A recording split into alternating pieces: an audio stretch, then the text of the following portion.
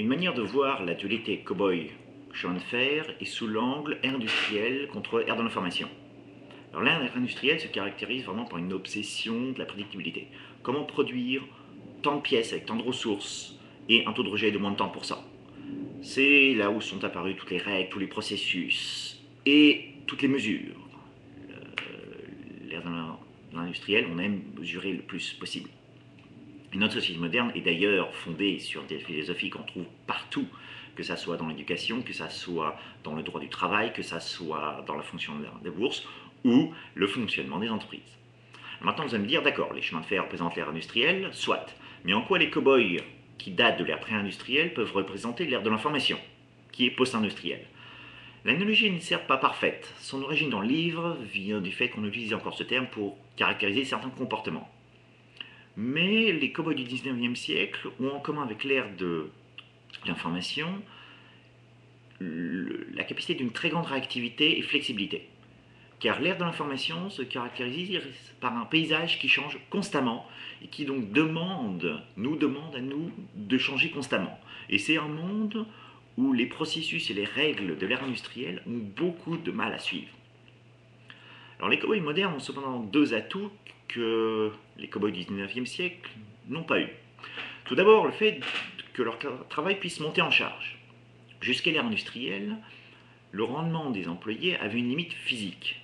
Un ouvrier sur une chaîne de montage peut produire, peut assembler qu'un certain nombre de pièces par jour.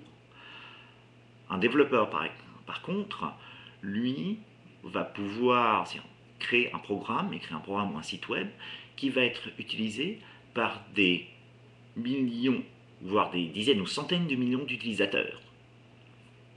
Autre atout, dans l'ère de l'information, un employé talentueux va pouvoir être plus productif qu'une armée d'employés médiocres.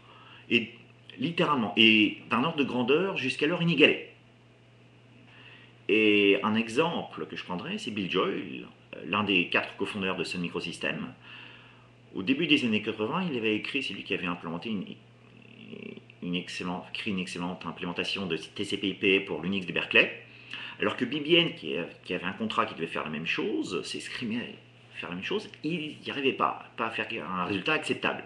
Et quand ils lui ont demandé « comment vous faites ?», il leur a répondu « c'est tout simple, vous lisez le protocole et vous écrivez le code ». Et par la suite, Bill Joy pour Sun a réécrit plusieurs fois certaines parties du système d'exploitation qui ne lui plaisaient pas, ce qui a donné un avantage à Sun. Et c'est quelque chose qu'une armée de développeurs médiocres n'arriverait jamais à faire. Donc pour revenir à l'analogie des cow-boys, imaginez un peu que les cow-boys du 19e siècle puissent tout d'abord chacun gérer des centaines de milliers de vaches, et d'autre part que les plus talentueux puissent livrer le bétail 10 fois plus rapidement qu'un cow-boy médiocre, tout en pouvant le livrer de n'importe où jusqu'à n'importe où, et pas seulement le long des voies ferrées. Et ces cow-boys-là auraient donné beaucoup de fil à retordre à l'industrie du chemin de fer. Et c'est exactement ce qui se passe en informatique. Mais comme indiqué précédemment, les cow-boys ne sont pas les gentils et les chemins de fer ne sont pas les méchants. On remarque dans notre société, l'ère de l'information n'a pas remplacé l'ère industrielle. Elle l'a complémentée, les deux cohabitent. On a toujours besoin, enfin même si la cohabitation est parfois parfois des antisèles, mais on a toujours besoin de pouvoir produire des produits avec une grande prédictibilité. On a toujours besoin de pouvoir mesurer des choses.